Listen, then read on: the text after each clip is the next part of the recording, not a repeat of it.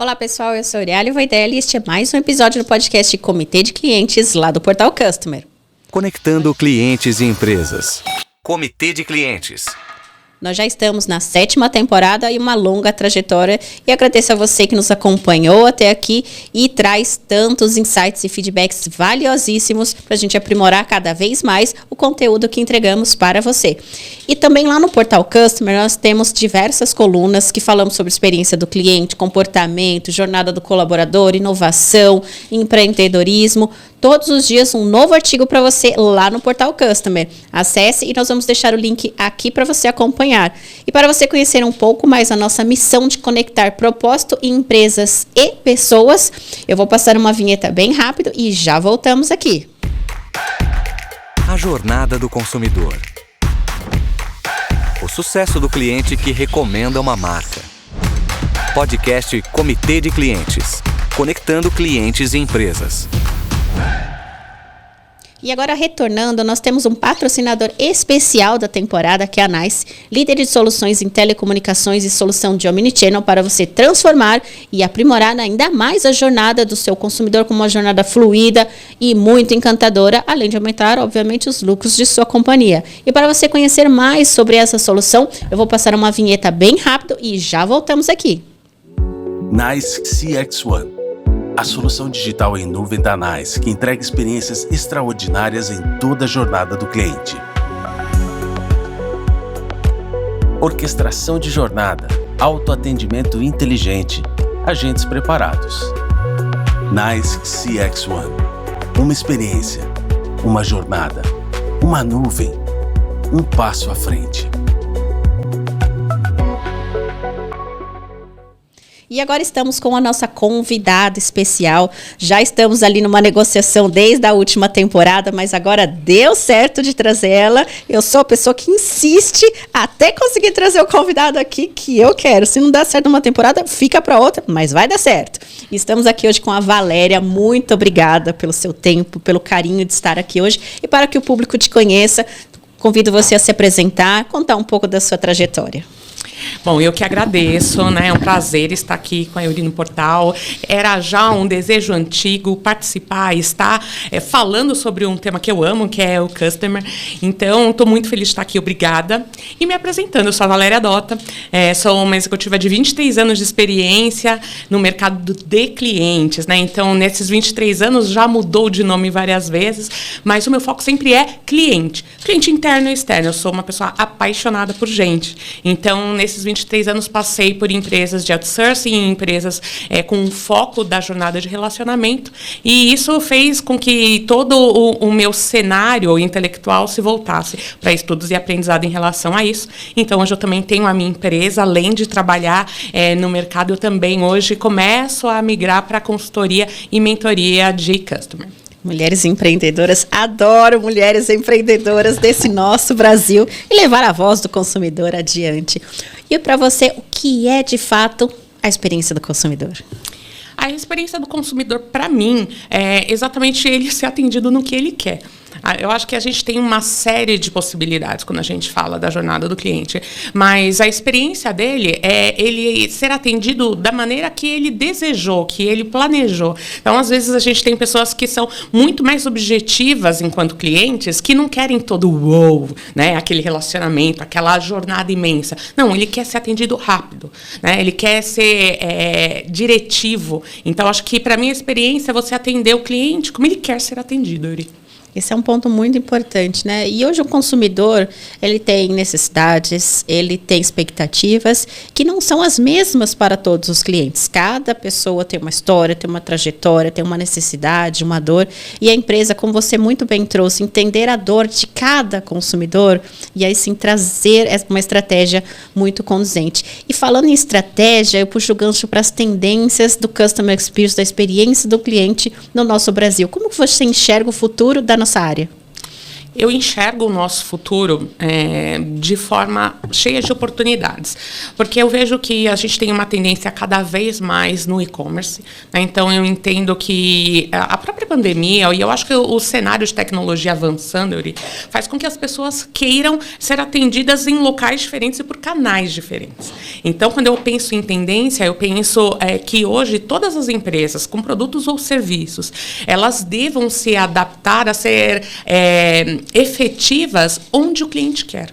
Né? Então, eu acho que a tendência não é só olhar a tecnologia e o digital, mas atender aquele cliente hoje, por exemplo, de maior idade, que de repente não está tão adaptado para falar com um robô.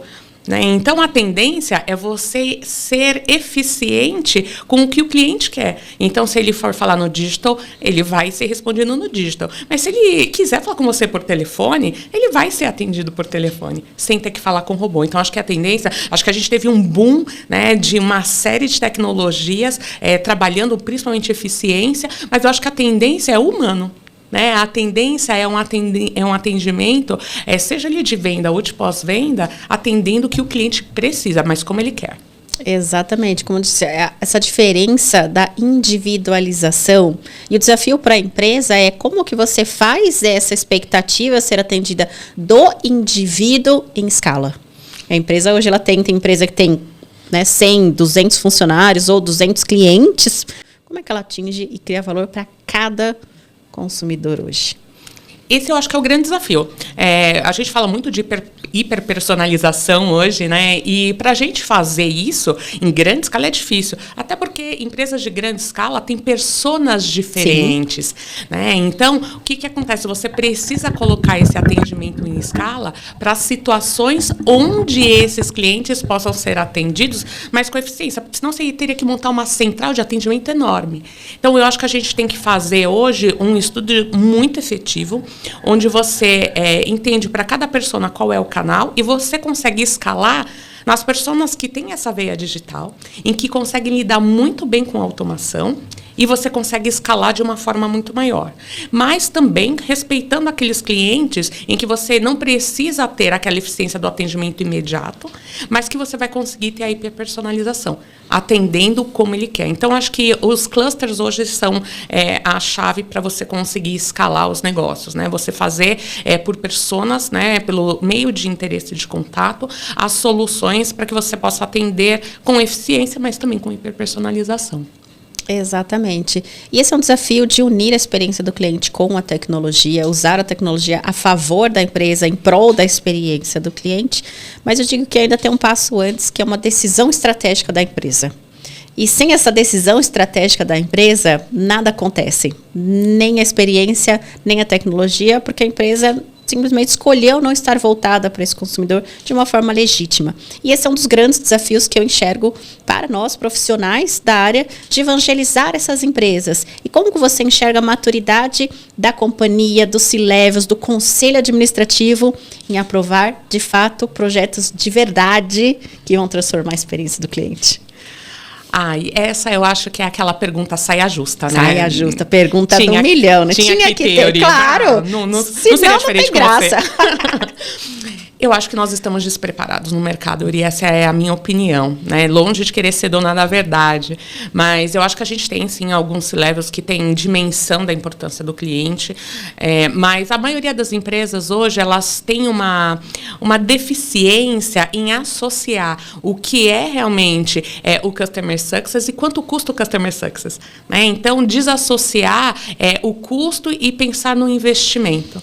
Né? Hoje, você manter um cliente satisfeito, e a gente tem uma série de indicadores mostrando isso, quando a gente fala de Customer Satisfaction, quando a gente fala de NPS, você consegue ver que aquele atendimento que é pensado, que é específico, vai trazer um retorno. Seja na fidelização desse cliente, em manter esse cliente dentro da empresa, seja no upsell, no cross-sell, mas principalmente quando ele indica, né, aquele cliente member get member, né, onde você tem clientes que são os promoters de verdade da sua marca, né, eles passam o seu telefone para a empresa, né, ele, cliente, indica um amigo, passando um contato, se expondo, porque ele confia que o seu atendimento é bom. que o seu produto é bom, que o seu serviço é bom. Então, acho que o C-Level ele ainda tem essa dificuldade em fazer esse cálculo de investimento versus custo na área de Customer Success. Né? A gente percebe que ainda não tem uma clareza de onde vim, onde eu estou e para onde eu vou na área de relacionamento. E isso vai gerar venda, mas não é no tempo. Hoje o imediatismo é muito grande para o C-Level. Muito. Porque em cada reunião de board você tem que apresentar ali resultados de eficiência. Então, vou dar um exemplo. Hoje eu estou trabalhando com e-commerce. O e-commerce tem um prazo de maturação. Né? Você tem uma campanha de awareness para chegarmos nesses leads e nesses prospects. Mas a gente tem que continuamente mostrar se está dando certo ou dando errado. Mas existe um prazo de maturação e você precisa continuar investindo no relacionamento. Não dá para pôr um robô. Porque eu preciso ouvir para criar a jornada. Para aperfeiçoar a jornada, eu preciso ouvir. Então, eu acho que temos profissionais de C-Level que estão investindo nesse entendimento e tem outros que estão querendo o mais rápido e o mais tecnológico, sem ouvir as pessoas. Exato. E esse caminho, às vezes, ele pode ser mais... ter o efeito rebote, né? Ele pode ser mais moroso, na verdade, e demorar mais para você trazer a fidelização ou a expansão de base, porque o seu cliente não vai estar feliz. E cliente que não está satisfeito ou não está feliz com o seu propósito, com a sua marca, com a sua entrega de valor, ele tem uma taxa de recompra menor. Isso já foi amplamente provado e comprovado por várias pesquisas de várias instituições de grande renome, mas mesmo assim ainda temos algumas empresas que ainda não estão completamente aderentes, digamos assim, mas continuamos na nossa missão de evangelizar o mercado, de transformar a experiência do consumidor. E hoje, na sua visão, aquela empresa que quer, de fato, implantar uma área de sucesso que seja eficiente, que transforme a vida, quais são as dicas que você dá para essas empresas aqui que estão nos ouvindo agora? Olha, eu posso até seguir uma linha diferente da de muitos profissionais, mas o que eu acredito hoje, Yuri, é que você deve buscar pessoas que tenham a visão de cliente.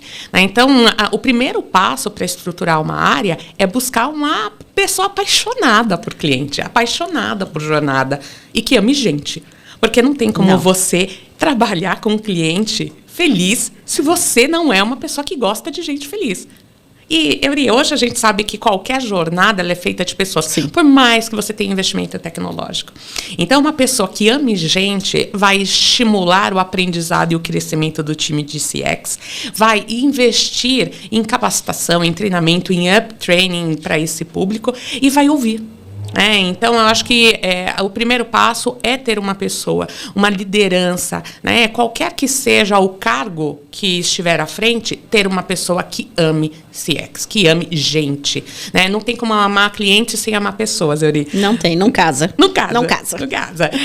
Então, eu falo que você precisa ter ali como primeiro passo, uma pessoa com conhecimento, com capacidade, né? E com aquele sentimento de nunca estar satisfeito, aquele sentimento de inconformismo com a situação como é. Então, para mim, esse é o primeiro passo. O segundo, eu acho que é um mapeamento de jornada mesmo, né? De persona mesmo, para entender quem é o seu público, como que ele entende seu produto. Então, acho que todas as pesquisas, tudo que é feito para a gente ter essa visão de como que funciona na visão do cliente é importante. Então, você ter uma área de processos que coloque step by step cada uma das funções é essencial. E aí, no terceiro ponto, e finalmente o que todo mundo ama, é a tecnologia. Mas não antes do primeiro e do segundo. Acho que a gente tem tecnologia de ponta, a gente tem empresas, fornecedores incríveis, mas eu acho que ele não é a prioridade na hora de iniciar uma área de CX ou de reestruturar uma área de CX. Acho que a gente começa com pessoas, depois a gente vai com processos, né? E aí a gente entra na tecnologia. Exatamente, concordo. Não existe processo se não houver pessoas, se não existe tecnologia que sustente uma área que não tem processos para serem embarcados nesta própria tecnologia. E aí a gente se depara, nossa, mas eu investi tantos milhões numa plataforma que não está me ajudando. Daí eu falei, bom, eu acho que vamos analisar, mas praticamente todas as vezes que eu analisei, algum dos 2 primeiros passos foi pulado. Exato. Geralmente o investimento é alto e a expectativa é grande. Então você acha que a tecnologia vai resolver os seus problemas. Churn é um dos exemplos. Eu já vivenciei diversas situações onde a gente tinha ali como principal dor o churn. E realmente a gente, a partir da venda, né, acho que o primeiro momento da verdade, venda, é o que mais importa, né, para uma empresa naquele momento em que você está construindo a sua base significativa.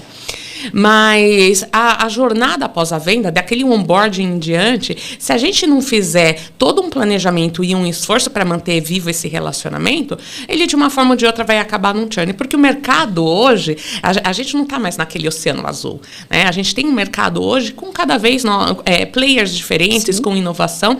Então, o churn ele acaba sendo ali uma situação, às vezes, que a gente não consegue impedir. E aí a tecnologia veio com uma série de ferramentas para o churn, né? E aí a gente foi percebendo que esse investimento ele não estava dando retorno, que o churn não estava caindo. Ele estabiliza até com as ferramentas. Mas se a gente não retoma lá ao começo da jornada, desde aquele primeiro momento da, sim, venda, o que foi prometido, o que eu falei, me comprometi com você no momento da venda que ia acontecer, isso lá no fim não há ferramenta tecnológica que reverta. Exatamente. O churn eu costumo dizer que é o divórcio na mesa. Isso. Então, o cliente ele que já contratou um advogado, né, no sentido figurado, ele escreveu o divórcio e ele te mandou o divórcio, que é um pedido formal de cancelamento. Então, o que aconteceu para chegar no momento dele escrever um e-mail de cancelamento para você, que é um contrato de divórcio ali, o distrato, né, cancelando o casamento. Ou seja, ninguém cancela um casamento se não teve várias situações de ponto de ruptura. E quando começou esses pontos de ruptura, o que você fez? Você olhou? O que você fez um passo antes até de não acontecer estas rupturas? E aí a gente dá 3 passos para trás no tabuleiro. O que você não fez que não agregou valor para esse cliente? Nossa, eu achei sensacional essa analogia com o divórcio e me vieram à mente várias situações, mas olha que interessante, né? Ele é tão divórcio, churn mesmo, que quando a gente fala das relações pessoais, né? Os divórcios, eles são realmente o que não foi dito mais do que o que foi dito, muitas vezes, né? Uhum. E com o cliente é muito isso. Às vezes, a gente percebe no comportamento desse cliente, né? Através da oitiva de ligações, através da escutativa, uma equipe realmente empática, a gente tem sinalizações. Às vezes menores, às vezes mais explícitas, mas o cliente vai dando sinais. O silêncio é um sinal. O silêncio é um sinal que eu falo, o silêncio grita mais às vezes do que um grito, gente. Silêncio... E no divórcio, muitas vezes a gente simplesmente desiste, ignora e nem quer mais discutir. O cliente do churn faz isso, ele não quer mais discutir com você. Ele já passou. Então, assim, é impossível reverter um divórcio? Não. Qual o percentual e chance de você reverter um divórcio hoje? Bem complexo. É complexo. Difícil. E assim, a gente tem que enfrentar as crises conjugais com os nossos clientes. Sim. Então, que a gente já perceba na ausência de fala, no silêncio, na falta de comunicação e interação. E que a gente perceba também nas insatisfações, mesmo que pequenas. Né? Se eu consigo estudar toda a jornada do cliente, eu consigo perceber que ele aqui estava incomodado, que ele aqui estava insatisfeito e que ele não queria ouvir. Eu lamento, senhor. Eu sinto muito, senhora. Não é isso que ele quer ouvir. E também a gente não quer nenhum presente extraordinário. Eu não quero um buquê de flores porque eu fiquei chateada. Quer dizer, até quero, mas não é isso que vai resolver o problema. Né? Então, o que a gente precisa entender nessas relações é que onde foi que eu errei nessa jornada? Qual é o ponto que eu preciso lá, o root cause, a causa raiz, que eu preciso corrigir em todo o processo para que esse erro não se repita e eu ter essa linguagem verdadeira com o cliente. Exatamente. De assumir o erro. E dizer, estou corrigindo, porque não é só pedir desculpa. Não, preciso corrigir, estabelecer o elo de confiança. E o ponto que você falou, pequenas insatisfações ao longo de um relacionamento maior vira uma grande insatisfação. Enorme. Então, maioria, mas foram só situações pequenas, foram só um chamado por semana. Para você, para o seu cliente, um chamado por semana são 4 no mês. E o que impactou para ele esses 4 chamados no mês? Para você pode ser 0,000 alguma coisa do universo das interações que você tem com o consumidor. E do lado dele? E ele vira o hater, né? A gente, como acompanhamos não apenas as jornadas de voz, de chat como antigamente, porque eu sou das antigas, hoje a gente está online e on time, então não temos... A jornada de 24/7 é muito mais do que uma lei de saque. É você realmente estar exposto em todas as redes sociais em relação ao que o seu cliente pensa de você. Né? Então, muitas sinalizações de ódio na internet precisam ser avaliadas com muita seriedade. Né? As redes sociais hoje, elas não são um canal de jovens, né? Não são adolescentes. Na verdade, o público está nas redes sociais de alguma forma, em geral. Né? Então, eu tenho um pai de 80 anos que está antenado no Instagram, no Facebook, né? E ele acompanha o que acontece, e os jornais ele hoje vê pela internet, né? Ele não compra mais o antigo jornal. Então, a gente não pode subestimar o público. Né? A gente tem que entender que todo esse público está. E nas redes sociais. E antes de fazer uma compra, é automático, de qualquer idade. Deixa eu ver a reputação. Né? E eu não estou falando só num Reclame Aqui, onde é exposta a reclamação. Eu estou falando que você quer saber, aquelas avaliações tão importantes que você dá, fazem muitas vezes a opção de escolha dos clientes. Né? Os informes, né? Aqueles comentários nas publicações, fazem você querer comprar mais ou desistir de uma compra de acordo com aqueles comentários. Exato. Você falou um ponto que a gente tem feito, né? Eu tenho feito, e acredito que vocês também, de uma forma muito automática. Né? Quando a gente vai pedir uma refeição num delivery ou vai pedir um carro de aplicativo, primeira coisa que todo mundo olha, as 5 estrelinhas. A classificação.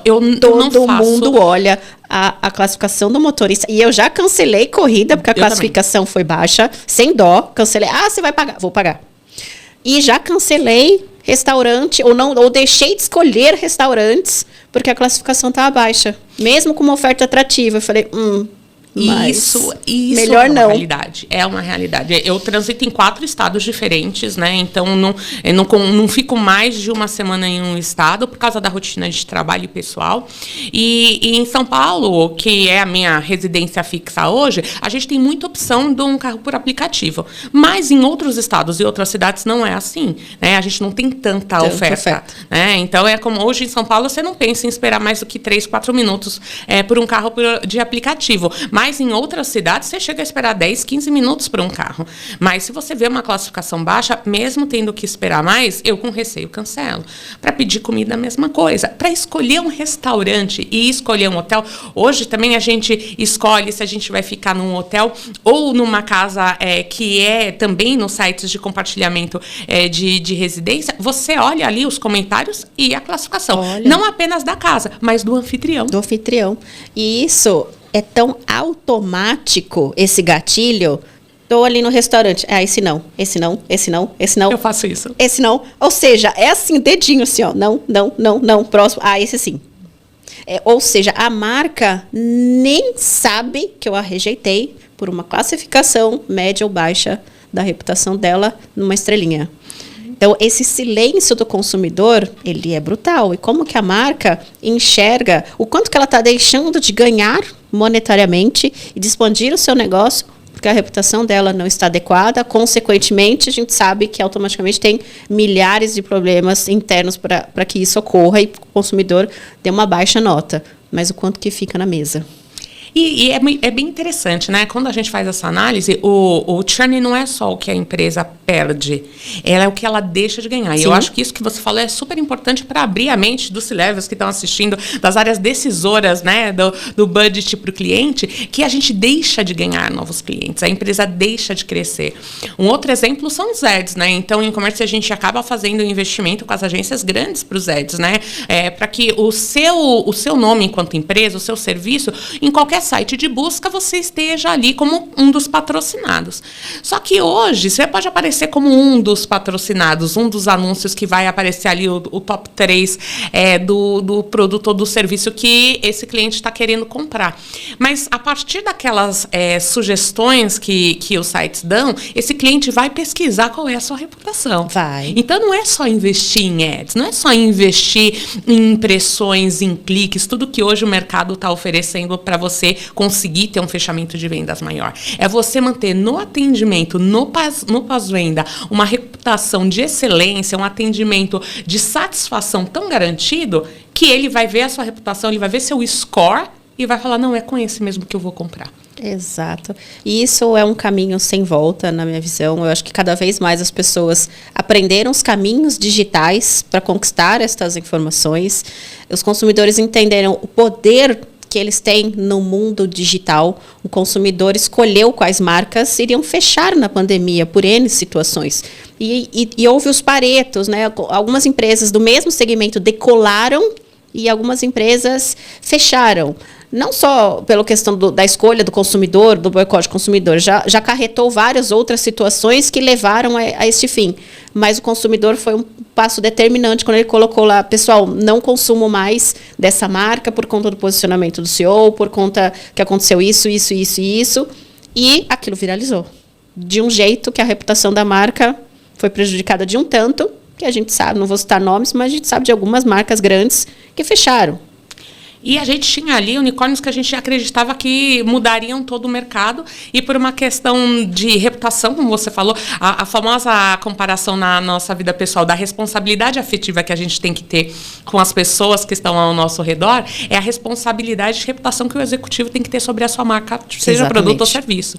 Né? Então, quando a gente constrói realmente essa escolha de executivos, de profissionais que vão representar aquele produto e serviço na sua vida pessoal ou profissional, porque todo mundo acompanha as redes sociais dos executivos, das pessoas. Hoje todo mundo é influencer, né? Por quê? Porque eu quero saber o que você come, onde você está no final de semana, porque a gente acaba sendo referência em muitas situações. Então, hoje a gente tem uma responsabilidade em relação ao nosso comportamento, em relação à nossa fala, né? Então, a gente tem que ter um olhar cada vez mais centrado nesse cliente. Por isso que o Customer Centric não é só uma sigla, né? É você realmente conseguir colocar no mindset de toda a empresa, né? Entender como passar essa cultura de cliente no centro para toda a empresa. Não é para o board, não é para os executivos. Ou um grande erro, não é só para a área que trata o cliente. Sim. É para todo mundo, né? E hoje o CEO, C-Level, tem essa responsabilidade. E se ele não entender isso, como é que ele vai passar essa cultura adiante? É top-down. É top-down. É muito importante o CEO, o conselho, o board como um todo. E aí eu coloco todos os coordenadores, gerentes, diretores, todos os líderes da companhia precisam estar engajados com esse propósito, precisam estar muito alinhados à missão verdadeira e genuína.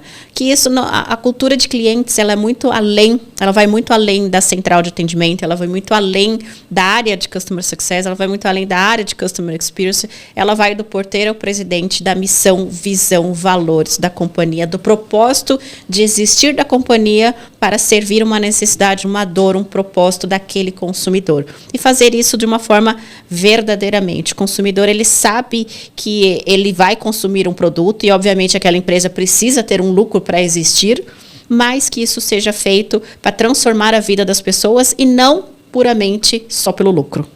E você falou uma coisa super interessante, né? Tive aqui um déjà vu. Hoje a gente tem essa impressão, né, de que são as altas lideranças que realmente podem mobilizar. E eu acho que elas têm que inspirar. Mas, tanto quando eu estava como diretora de operações ou como head de CX, eu olhava que no palco do relacionamento com o cliente eu tinha 2 atores principais. Né? O meu ator principal era o meu atendente. Sim. E o coadjuvante era o supervisor. Essas 2 pessoas, esses 2 cargos, essas 2 posições em todo relacionamento com o cliente, na minha visão, são as mais importantes. Então, quem estiver ouvindo que já trabalhou comigo sabe que em qualquer posição que eu estivesse, eu estava com o supervisor e eu estava com o operador. Então, hoje eu viajo para Fortaleza, hoje meu fornecedor está no Ceará, que faz o atendimento direto ao cliente que eu atendo. Então, eu sento do lado deles para ouvir. Sim, eu preciso ouvir o que está acontecendo. Eu pergunto, qual é a sua dificuldade? O que eu tenho que fazer para o seu trabalho ser melhor?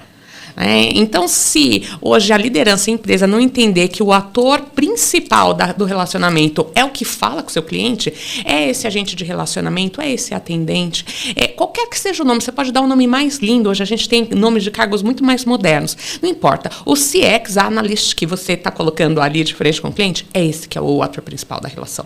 É ele que pode te dizer o que você precisa fazer para mudar. E hoje a gente não tem, eu não acredito que a gente tenha uma jornada 100% perfeita em nenhum lugar. Né? Porque toda vez eu tenho um cliente diferente que mudou, então a minha jornada vai ter que se adequar. Sim. As pessoas pensam diferente, o mercado mudou porque entrou um concorrente, então eu tenho que me adequar. E quem conta isso é quem está ali, de frente para o cliente. Então eu acho que esse olhar de você ter um excelente relacionamento com o time, né? Mas não é como diretor você falar com seus coordenadores, né? Com seus gerentes. É você estar ali do lado a lado com o supervisor que está ali todos os dias dando bom dia, boa tarde, boa noite para o seu atendente e com o seu atendente também. Né? Fazer essas rodas ao menos com uma periodicidade mensal de ouvir, mais uma escutativa. Né? Eu não quero ali bater a meta, né, do Great Place to Work. Não, eu quero ouvir e entender que aquilo é uma ação genuína para o meu futuro enquanto líder. Né? Então, você comentou e na hora eu lembrei. Eu falei assim, hoje a gente tem ali os famosos protagonistas da relação com o cliente. E esse protagonista é o atendente. Exatamente. E é uma coisa que eu sempre recomendo, que é você diretor, você executivo, gerente, quer saber o que está acontecendo na sua empresa? Senta no call center. Flor, é isso. Vai no call center. Eu sou uma empresa de tecnologia. Senta no suporte. Vai para o suporte, puxa a cadeirinha, senta do lado do seu analista ali, pega o head e fala com o cliente junto com ele, ou, se possível, no lugar dele, durante algumas horas no mês. Você vai saber exatamente o que está acontecendo na sua empresa. E com a autonomia dele, né? Porque eu cansei de ver ali o CEO atendendo, né? E com a autonomia dele, ele resolve tudo. Não, eu quero que o CEO, ele vá atender o chat, ele vá atender voz, com a autonomia do atendente, com a autonomia do operador. Se com aquela autonomia você entender que você consegue manter esse atendimento eficiente e satisfatório, então tá tudo bem com o seu ciclo. Exato. Agora, se você não tiver as respostas, se você não tiver a solução, então, ótimo, você achou qual é a raiz do problema. Vamos colocar o time de processos, vamos colocar o time de atendimento, vamos colocar o time de qualidade, todo mundo junto e vamos achar a solução. A gente sempre tem uma nova chance. Né? Se não for com um cliente que você já perdeu, vai ser com um novo cliente que você não vai perder. Né? Mas você tem que sentar com as áreas de apoio. Eu acho que equipes hoje multidisciplinares, né? Hoje a gente usa a expressão grupo de trabalho, GT. Então, com um grupo de trabalho, você coloca pessoas de várias áreas para não ter um olhar enviesado, né? Para você realmente conseguir olhar em todas as perspectivas o que você pode fazer para resolver o problema. Mas não senta em cima do problema, Euri. Esse é o erro. Não. Exatamente. E esse é um gatilho que é muito importante, né? Atender com 100% de autonomia é fácil. Atender com a autonomia do operador na ferramenta dele, numa FAQ que às vezes não está tão completa, é outra. Então, é de fato vestir a camisa de quem está ali na ponta. E um outro ponto que chamou muita atenção, que você reforçou, e eu reforço aqui para quem está nos ouvindo, nos assistindo, a jornada não é um quadro bonito na parede que você faz uma vez e pendura ali, para ficar ad eterno. Ela tem vida, ela muda todo dia. Às vezes ela muda 2, 3 vezes por dia. O processo pode mudar ao longo do dia. A empresa pode mudar ou lançar um produto no meio do dia que vai trocar a jornada. Você vai trocar um sistema que vai trocar um passo da jornada. Troquei meu site, lancei outro e-commerce. É muito vivo. Isso. É vivo. Alguém tem que cuidar disso dentro das empresas. E quem cuida, né? Hoje eu acho que a grande dica é escolher quem cuida. Né? Se não tiver esse olhar de dono, né? Se não tiver... Dono, não o dono do negócio, como se falava antigamente, sentimento de dono pela empresa, com os lucros da empresa. Não. A gente está falando desse olhar de dono do cliente. Né? Então, se você tiver esse olhar de dono do cliente, você está garantindo o resultado do acionista. Fique tranquilo. Né? Se esse cliente estiver satisfeito, você está garantindo o resultado financeiro ali do EBITDA da empresa. Fique tranquilo. Mas você tem que olhar para o cliente. Né? Verdadeiramente ali pensando em como mantê-lo feliz para que ele não vá embora. Exatamente. Muito obrigada pela sua participação. Conteúdos riquíssimos, várias dicas de insight para as empresas e para quem está trabalhando na área também aplicar isso dentro das empresas. E te convido às considerações finais, uma mensagem para quem está nos ouvindo ou nos assistindo. Bom, primeiro que eu falo que trabalhar com relacionamento com o cliente, com CX, não é trabalho, também é diversão, né? Que esse nosso bate-papo foi uma delícia, então obrigada pelo convite. Nas minhas considerações finais, eu gostaria de simplesmente falar sobre pessoas, né? Eu acredito que o que a gente não pode perder o olhar com tanta automação, com tanta tecnologia à nossa disposição, a minha consideração final é que a gente não perca o olhar para a gente, né? Então, hoje, o capital de maior valor das empresas é realmente os funcionários, são os colaboradores, né? Isso não é uma conversa para inglês ver, né? Aqueles que realmente entendem a importância que um colaborador tem vão conseguir fazer relacionamentos com os clientes muito melhor e de mais duração, né? Então, o cliente interno, na minha opinião, hoje, ele está sendo esquecido, né? A gente está tanto olhar para o cliente que consome que a gente não está olhando para o nosso cliente interno. Então, minha consideração final é que todos os líderes entendam os seus papéis, para que a gente tenha uma liderança inspiradora, para que a gente tenha uma liderança que instigue a curiosidade e que essa fala, né, de que aqui se pode errar, seja verdadeira, não seja um quadro na parede, como você disse, né, que os erros sejam valorizados para que a gente tenha mentes pensantes e não robôs no lugar de gente. Muito obrigada mais uma vez e foi uma honra te receber aqui. Prazer, muito obrigada. Pessoal, este foi mais um episódio do podcast Comitê de Clientes lá do Portal Customer. Lembrando que eu te convido a seguir os nossos canais nas redes sociais e também o nosso canal no YouTube, no Spotify, para você não perder nenhum conteúdo aqui. Toda semana um novo episódio cheio de conteúdo para você. Eu sou Euriale Voidella, especialista em comportamento e experiência do consumidor e até o próximo episódio. Pessoal, tchau, tchau. Comitê de Clientes, uma produção do Portal Customer. Oferecimento customercentric.com.br. Especialista em criar experiências incríveis.